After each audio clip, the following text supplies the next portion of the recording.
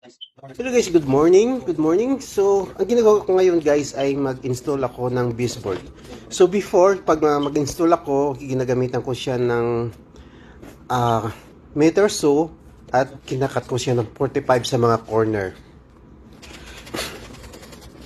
Pero ngayon, sinubukan kong isundan yung contour ng baseboard at nilagari ko siya ng manipis na lagari para makuha yung hugis ng ng baseboard at hindi nagamitan ng 45 degrees. Titingnan ko kung ano yung resulta niya at maganda ba sa 45 degrees or ito. Kasi sa 45 degrees guys, pag ang ang wuling mo ay hindi siya 45 perfectly, nagkakaroon siya ng gap. Pero okay na